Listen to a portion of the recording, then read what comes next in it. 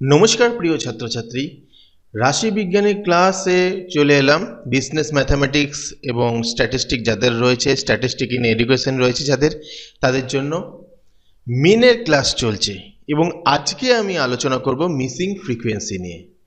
অর্থাৎ ধরো কোনো গ্রুপের ক্লাস দিয়ে দিল, গ্রুপ ফ্রিকোয়েন্সি ক্লাস দিয়ে দিল, বা যে কোনো গ্রুপ ফ্রিকোয়েন্সি হোক বা সিম্পল ফ্রিকোয়েন্সি হোক, ক্লাস দিয়ে দিল, তার মধ্যে তাদের ফ্রিকোয়েন্সিও দিয়ে দিয়েছে এবং ফ্রিকোয়েন্সির মধ্যে কোনো একটা গ্রুপের কোনো একটা ক্লাসের ফ্রিকোয়েন্সিটা দিল না, তার জায়গায় হয়তো লিখে দিল F1 বা X লিখে দিল। এর মান আমাদের বার করতে হবে। তো এটা খুবই গুরুত্বপূর্ণ একটা জিনিস, যেটা বিজনেস ম্যাথামেটিক্স অ্যান্ড স্ট্যাটিস্টিক পেপারটায় প্রায়শই আসে এবং স্ট্যাটিস্টিক ইন এডুকেশনে খুব কম আসে, কিন্তু গুরুত্বপূর্ণ রয়েছে। আসলে এটা তোমরা পেরে যাবে।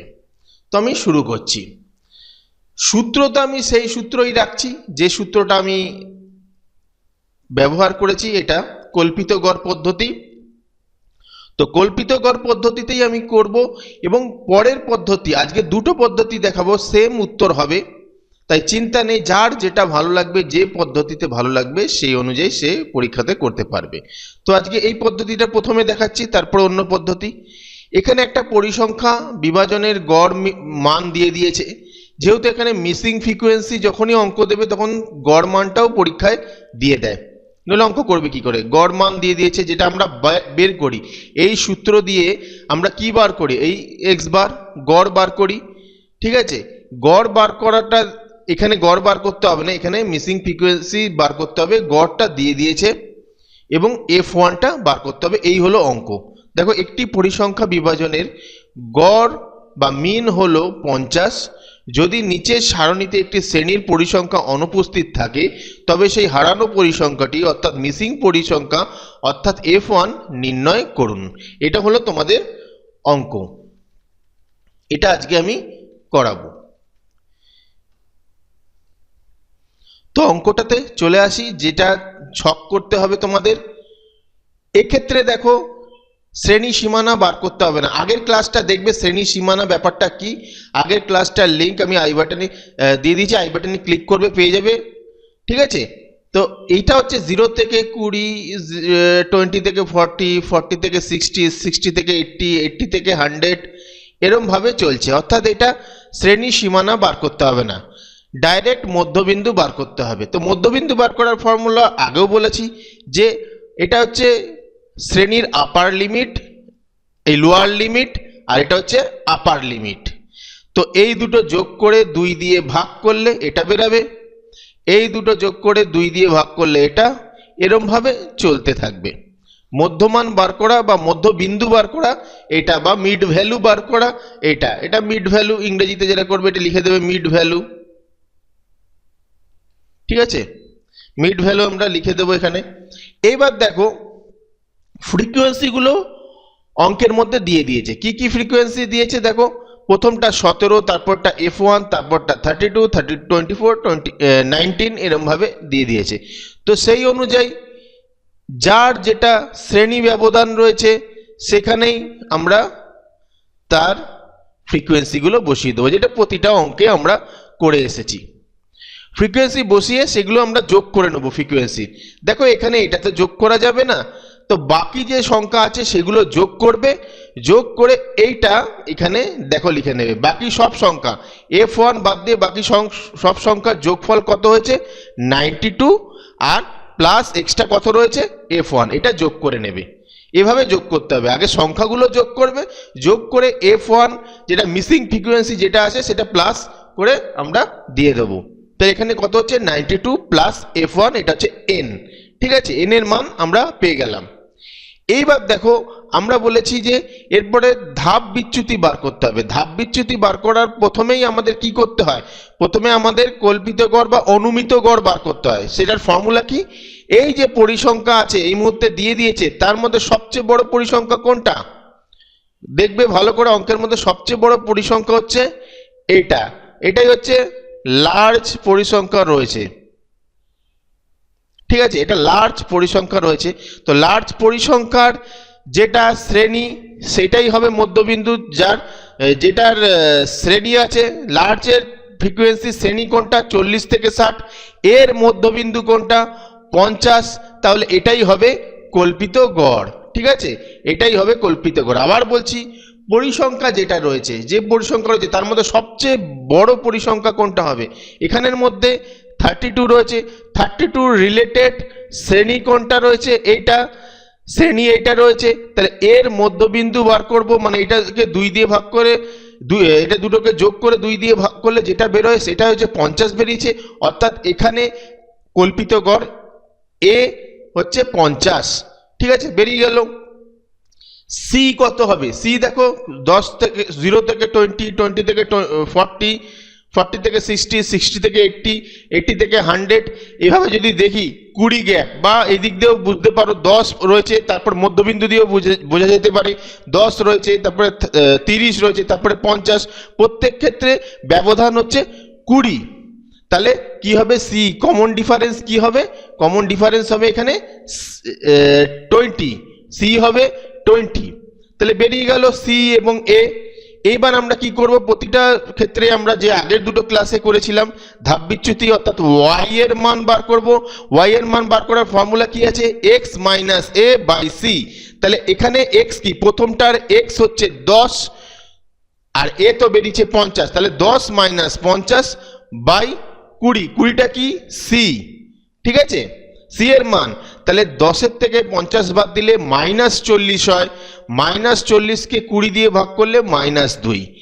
এবার দেখো 30 রয়েছে, 30 মাইনাস 50 হবে এক্স এর মান 30, এখানে এক্স এর মান 30, তাই 30 বসালাম, এর মান 50, তাই 50 বসালাম, সি এর মান 20 বসানো হলো। তাহলে 30 থেকে 50 বাদ দিচ্ছি, 20 হচ্ছে, 20কে 20 দিয়ে ভাগ করলে -1, এটা কিন্তু -1 হবে।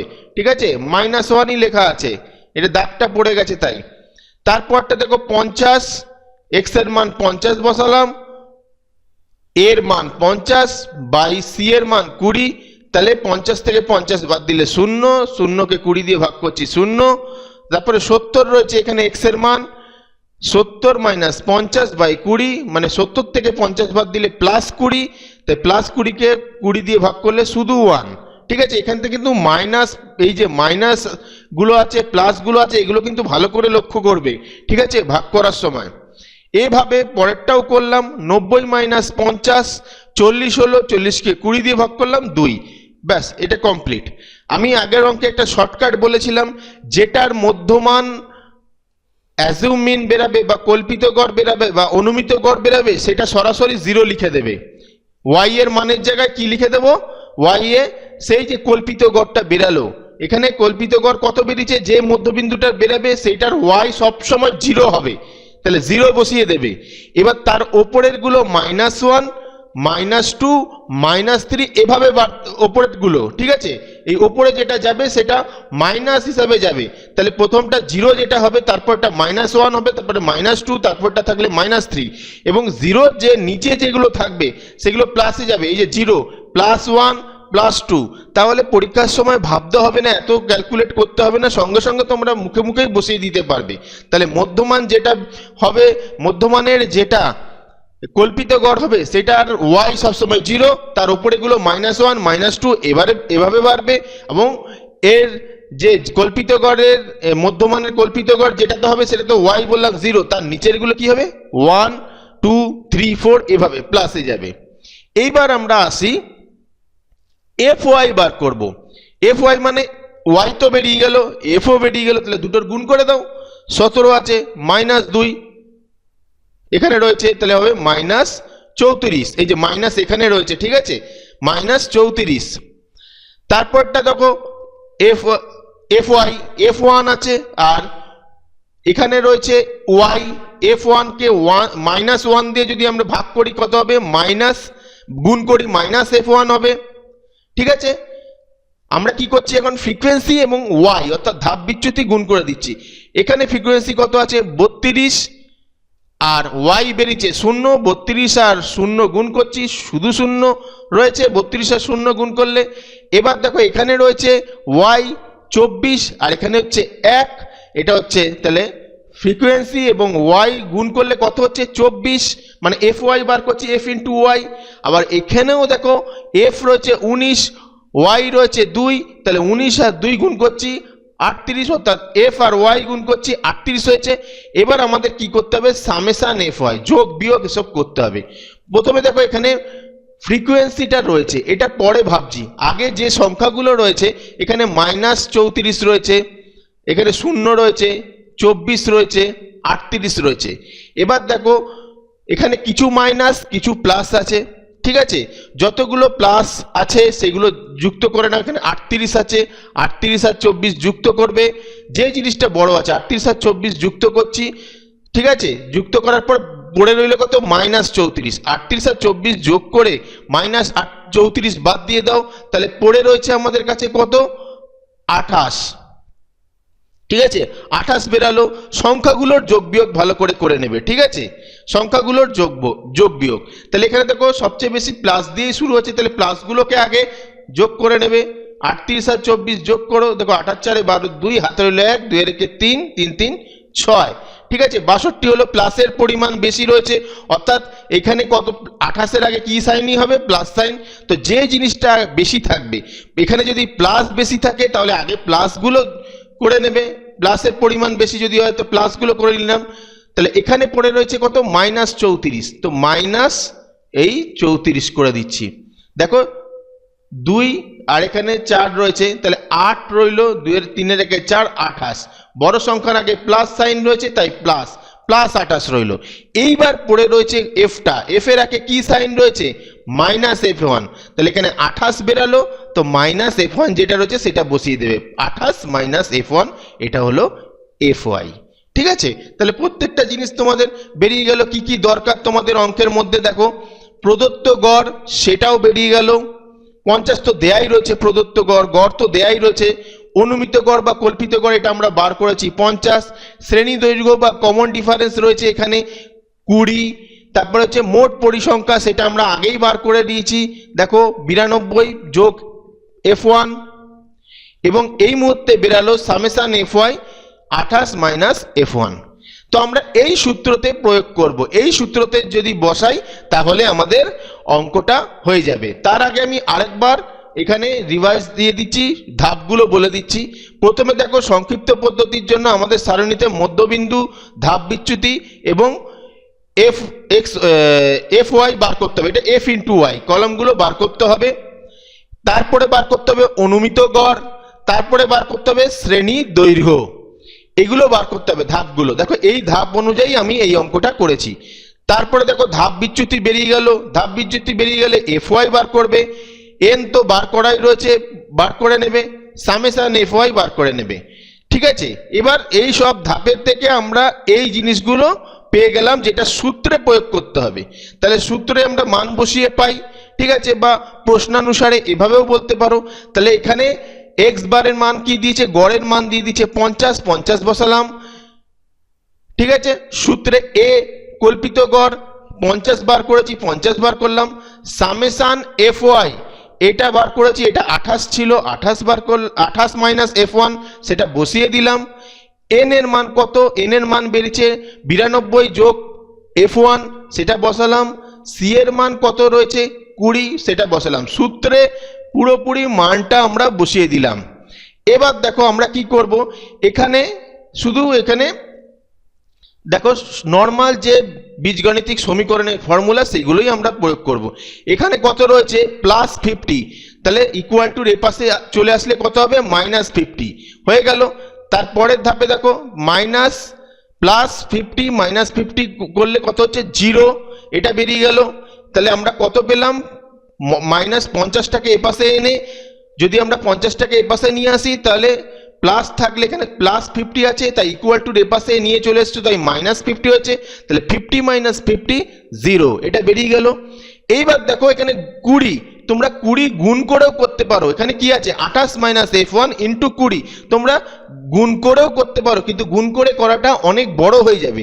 তাই জন্য কি করবে, এখানে এক্সট্রা কত আছে 20, আর এখানে কত রয়েছে 0, এটা থাকলে কিন্তু সুবিধা, 0 যেহেতু রয়েছে সেই জন্য সুবিধা রয়েছে, শূন্যকে যে কোনো সংখ্যা দিয়ে ভাগ করবে, সেই শূন্যই বেরাবে। সেই জন্য কি করব আমরা, উভয় পক্ষকে 20 দিয়ে ভাগ করব।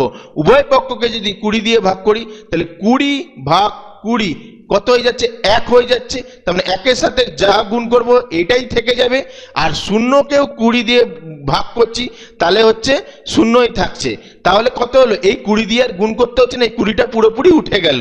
উভয় পক্ষকে যদি 20 দিয়ে গুণ করে পাই তাহলে উভয় পক্ষকে 20 দিয়ে গুণ করে আমরা এই জিনিসটা পেলাম। এখানে দেখো 0 - 20, এখানে দেখিয়েও দিতে পারতাম ইন্টু 20 ভাগ 20, ঠিক আছে। 0 ভাগ 20, 20 ভাগ 20, উভয় পক্ষকে 20 দিয়ে ভাগ করে পাই। এটা 20 ভাগ 20 আর দেখাইনি, একই আসছে, ঠিক আছে। উভয় পক্ষকে 20 দিয়ে ভাগ করে এই জিনিসটা পেলাম। তো অনেকটা সংক্ষিপ্ত হয়ে গেল, বেশি গুণ করতে হবে না তোমাকে। এবার ক্রস গুণ করছি, এই 92 যোগ f1 কে 0 দিয়ে গুণ করছি, আর এটা যেমন ছিল তেমনই থাকবে। নিচে কিছু থাকলে অবশ্যই ক্রস গুণ এটার সাথেও হতো, অর্থাৎ এটা ক্রস গুণ করছি। তাহলে এটার সাথে 0-র সাথে 92 এটা গুণ করলাম, আর এইদিকে এটা পড়ে রইল। এবার 0-র সাথে যাই গুণ করো না কেন সেই 0ই হবে। তাহলে এখানে পড়ে রইল কি, 0 = 28 - f1। এবার দেখো আমরা শুধু এটাকে কি করেছি, সমান সমান বা লিখে দেখো এখানে কত আছে, -f1। -f1 যদি এ পাশে চলে আসে তাহলে কি হবে, +f1। তাহলে পড়ে রইল কি, শুধু 28। দেখো -f1 রয়েছে, -f1 যদি আমরা এ পাশে নিয়ে চলে আসি, -f1 যদি ইকুয়াল টু এ পাশে আনি তাহলে কত হবে, প্লাস হয়ে যাবে। তাহলে 0 + f1 হবে। 0 + f1 মানে কি, শুধু f1, শুধু f1 মানে এটা 28। তাহলে f1 রয়েছে ইকুয়াল টু 28, তাহলে পড়ে রয়েছে 28। তাহলে ফ্রিকোয়েন্সি 1 মানে হচ্ছে মিসিং ফ্রিকোয়েন্সি কত বেরিয়েছে, 28। তাহলে উত্তর হবে 28। এর পরেরটা আমরা করব, সমাধান করব গাণিতিক গড়ের প্রত্যক্ষ পদ্ধতিতে। একটা দেখিয়ে দিচ্ছি, এই পদ্ধতিতেও করতে পারো। প্রত্যক্ষ পদ্ধতিতে কিভাবে করবে সেটাও তোমাদের দেখিয়ে দিচ্ছি, সেম অঙ্ক। তাহলে দেখো সূত্র কি প্রত্যক্ষ পদ্ধতিতে, ∑f(x/n)। এখানে প্রদত্ত গড় দিয়ে দিয়েছে, প্রতিটি শ্রেণীর মধ্যবিন্দু, প্রতিটি শ্রেণীর পরিসংখ্যা, প্রতিটি শ্রেণীর মধ্যবিন্দু পরিসংখ্যার গুণফলের সমষ্টি এবং মোট পরিসংখ্যা, এগুলো বার করতে হবে। তো দেখো কি করতে হচ্ছে এখানে, যেমন অন্য অঙ্ক কল্পিত গড় পদ্ধতিতে আমরা শ্রেণী ব্যবধান ওই পদ্ধতিটা যেটা করেছিলাম, a = ∑fy/n × c ফর্মুলায় যেটা করেছিলাম সেভাবে এটা বসিয়ে দিচ্ছি। মধ্যবিন্দু বার করার ফর্মুলা কি, সেম ফর্মুলা, দুটো যোগ করে 2 দিয়ে ভাগ বের করেছি। যে পরিসংখ্যা আছে সব পরিসংখ্যা যোগ করে সব পরিসংখ্যাগুলো বসিয়ে দেবে তোমরা। নর্মাল যেটা রয়েছে শুধু প্রশ্ন দেখে পরপর বসিয়ে দাও, মধ্যবিন্দু বার করে নাও, পরিসংখ্যা বার করে নাও, এবং যেটা মধ্যবিন্দু বেরিয়েছে সেটা x, আর এটা হচ্ছে ফ্রিকোয়েন্সি f। ফ্রিকোয়েন্সিগুলো বসিয়ে দিলাম, নর্মাল গুণ করো, 10 আর 17 গুণ করছো, 30 বেরিয়েছে, 30 আর f1 গুণ করছো, এভাবে প্রত্যেকটা গুণ করবে। এবার যোগ করার পদ্ধতিও সেম, যে সংখ্যাগুলো রয়েছে সেগুলো আগে যোগ করে নাও তোমরা। সংখ্যাগুলো যোগ করার পরে পড়ে রয়েছে কত, +3 +30 f1 +30। সবসময় মনে রাখবে কি রয়েছে এর আগে সেটা মনে রাখবে, 30-এর আগে প্লাস রয়েছে, কিছু না থাকলে প্লাস। তাহলে সব সংখ্যাগুলো যোগ করে আমরা পেলাম 5160, তার সাথে যুক্ত করলাম 30 f1 +30 f1। তো এইবার দেখো এই সূত্রগুলো তো আমরা বলেই দিলাম, এগুলো আলাদা করে দেখাচ্ছি না। তাহলে আমরা প্রদত্ত গড় তো পেয়েছি, অঙ্কের মধ্যেই দিয়েছে। মোট পরিসংখ্যা আগেও যা ছিল এখনো আছে, পরিসংখ্যাগুলো যোগ করেছি। এদিকে দেখো পরিসংখ্যাগুলো যদি সব যোগ করি, 92 যোগ f1, সেটা আগের পদ্ধতিতেও তাই ছিল, এই পদ্ধতিতেও তাই হবে, কারণ পরিসংখ্যা তো চেঞ্জ হবে না। মোট fx মানে ∑fx বার করলাম আমরা 5160 +35 এবার দেখো সূত্র আমাদের কি আছে, গড় সমান সমান ∑fx/n। মানটা বসাও, গড়ের মান অঙ্কে কি দিয়ে দিয়েছে 50, ∑fx আমাদের কত বেরিয়েছে 5160 যোগ 30 f1, এবং n কত বেরিয়েছে 92 প্লাস f1। এবার আমরা ক্রস গুণ করব।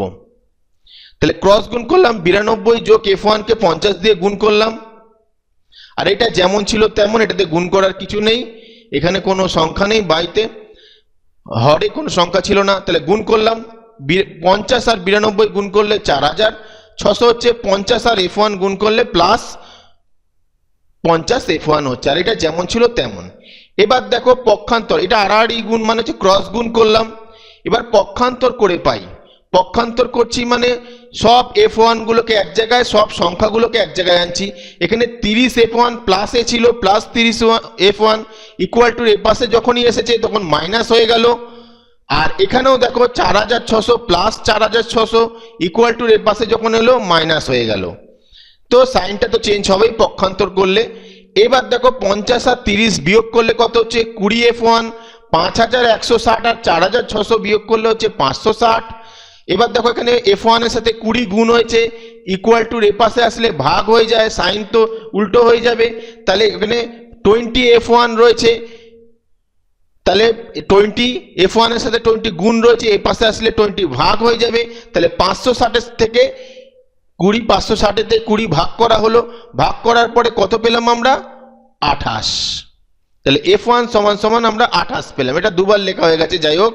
তাহলে 560 কে 20 দিয়ে ভাগ করছি, 0 0 কেটে দাও, 28 দুগুণ 56, তাহলে 28। তাহলে F1 সমান সমান কত হলো 28। তাহলে রেজাল্ট কি হলো দেখো 28, এখানেও 28 উত্তর এলো। এবং যখন আমরা গড় সমান সমান এই সূত্রটা a plus summation fy by n into c, এই ফর্মুলাতে যখন করছি তখনও কিন্তু আমাদের উত্তর 28 হলো। যে কোনো পদ্ধতিতে করো 28ই উত্তর হবে। তাই যে দুটো পদ্ধতি দেখালাম, যার যেটা ভালো লাগবে সেই পদ্ধতিতে তোমরা করে নেবে। ভিডিওটা ভালো লাগলে লাইক কমেন্ট শেয়ার করে দিও।